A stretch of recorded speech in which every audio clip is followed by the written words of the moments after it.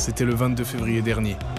Des centaines de milliers d'Algériens sont descendus dans la rue pour contester la candidature du président sortant, Abdelaziz Bouteflika.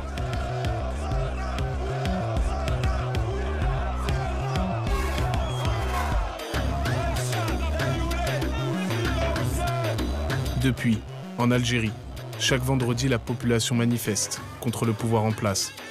On est là pour protéger l'Algérie, pour protéger l'Algérie. Capitale de l'Algérie.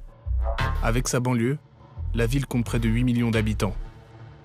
Depuis l'annonce de la candidature d'Abdelaziz Bouteflika à l'élection présidentielle qui se tiendra en avril, Alger est devenu le fief de la contestation contre le président sortant. Vendredi 1er mars, place du 1er mai. Dès midi, des dizaines de manifestants commencent à se réunir pour protester contre le pouvoir en place depuis 1999. Depuis 9 ans, quand Bouteflika est venu au pouvoir, actuellement j'ai presque 30 ans. Et on a marre de ce pouvoir. Rapidement, la foule commence à grossir. Et les forces de l'ordre n'hésitent pas à user de gaz lacrymogène et à interpeller pour repousser les manifestants. Pour apaiser la situation, les protestataires montrent patte blanche.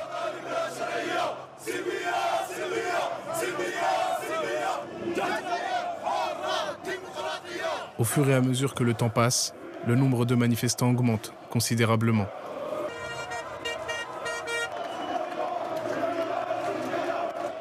La police, en sous-effectif, n'a pas d'autre choix que de se montrer conciliante envers les manifestants. Conséquence, la bonne ambiance prend le dessus, donnant lieu à des scènes étonnantes.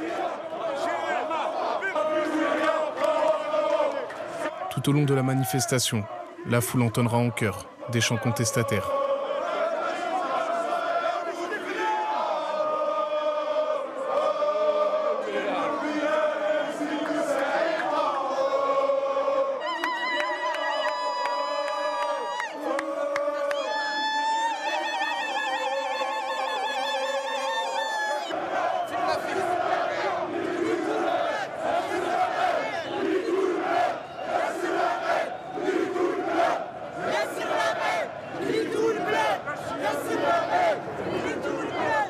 On ne va pas s'arrêter, on se bat pour une vie digne, pour une vie décente. On en a marre de la corruption, on en a marre de ce pouvoir depuis 20 ans. Et on ne va pas s'arrêter. Aujourd'hui, le peuple est en train de reprendre confiance en lui. Il y a une sorte d'espoir. Le cortège, parti d'Alger Centre, marche en direction du palais présidentiel. Situé sur les hauteurs d'Alger, El Mouradia est le symbole du pouvoir d'Abdelaziz Bouteflika depuis 20 ans. Il n'y aura pas de 5e mandat. Il n'y aura pas de 5e mandat. C'est pas juste, c'est pas croyable ce qui se passe en Algérie là. D'accord? On ne veut pas d'une royauté, on veut une république algérienne. Un état de droit. Voilà, si simple. Si simple. Vous pensez que vous allez être entendu? Eh bien, on s'en fout. On s'en fout. De toute façon, ce mouvement-là, il va être. C'est un mouvement qui va continuer. D'accord? Moi, je suis là avec des policiers, avec n'importe qui. Je suis là pour un débat et non pas pour un combat. Voilà, je suis là pour convaincre et non pas pour vaincre. D'accord? Près du palais présidentiel, en marge de la manifestation, un groupe de jeunes jette tout ce qu'ils trouvent sur les forces de l'ordre. Et les policiers répliquent.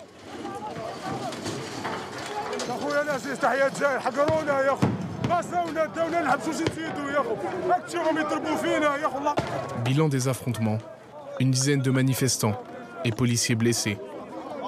Le reste de la manifestation se déroulera dans le calme. C'est important pour vous de ramasser les déchets? Bien sûr. J'ai 58 ans. تربيت على هاد السيرة. Si je l'ai pas fait moi, peut-être que انت ديرها aussi. تقدر ديرها. ما يحبش يديرها. يديرها. 2 jours plus tard, le vent contestataire continue de souffler sur Alger. Aux abords de la Grande Poste, les étudiants manifestent. Nous sommes l'avenir de ce pays. Nous sommes l'avenir de l'Algérie. On veut un changement radical, on veut de la sécurité. Il y a plein de revendications. Notre pays est corrompu, il y a trop de corruption. On veut qu'il parte. Ce gouvernement ne sert plus à rien, Les Algériens ne veulent plus ce gouvernement. Partez, partez, partez. Ce dimanche 3 mars est un jour particulier en Algérie. Les candidats ont jusqu'à ce soir, minuit, pour déposer leur dossier de candidature. Direction le Conseil constitutionnel, afin de savoir si Bouteflika viendra ou non en personne déposer sa candidature, alors qu'il se fait soigner actuellement en Suisse. Chez les journalistes, c'est l'incertitude. Toute la question est là, toute la journée, c'est est-ce que Boutef va venir ou non? À cet instant, on ne sait pas encore. Pour le moment, il y a plus de questions que de réponses. On attend encore, il y a tellement de questions qu'on ne sait pas, est-ce qu'il y aura des réponses? La question est là encore. En attendant, c'est le défilé des autres candidats. Et parmi eux, il y en a un qui est particulièrement attendu. Son nom, Rachid Nekaz. Ce célèbre homme d'affaires franco-algérien, millionnaire, est connu pour ses coups d'éclat sur Internet. Sa page Facebook compte près de 2 millions d'abonnés. Et il s'est lancé lui aussi dans la course à la présidence algérienne. Pourtant, lors de la conférence de presse, après avoir déposé son dossier de candidature, c'est un inconnu qui fait face aux journalistes. أنا يسموني نكاز رشيد. رشيد نكاز ما يقدرش يترشح. ما يقدرش يترشح باسكو علاه؟ يشرط لك 10 سنين.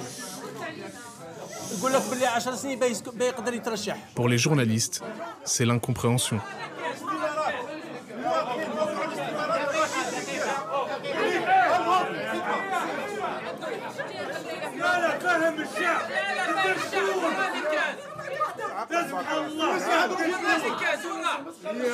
On parle du candidat vrai, juste devant vous. Cet homme est en fait le cousin de Rachid Nekaz. Et il porte le même nom et prénom que l'homme d'affaires franco-algérien. Et contrairement à son cousin, il est éligible à l'élection présidentielle. Un autre coup médiatique de la part du millionnaire, qui expliquera avoir fait ça pour contourner la loi algérienne qui l'empêche de se présenter, puisqu'il n'a pas vécu au moins 20 ans dans le pays. Quelques minutes plus tard, c'est le directeur de campagne d'Abdelaziz Bouteflika qui se présente devant les journalistes. Le président serait encore hospitalisé en Suisse. En son nom, il lit une lettre qui aurait été écrite par Abdelaziz Bouteflika. يزكيه الشعب الجزائري عن طريق الاستفتاء يكرس ميلاد جمهورية جديدة والنظام الجزائري الجديد. Par ses promesses de campagne, Abdelaziz Bouteflika tente de répondre aux vagues de contestation qui frappent le pays. Il promet également son retrait définitif de la vie politique une fois la nouvelle République mise en place. Le peuple, lui, ne semble pas convaincu. Le 5 mars dernier, par milliers, les Algériens sont descendus dans la rue et promettent de nouveaux vendredis de mobilisation.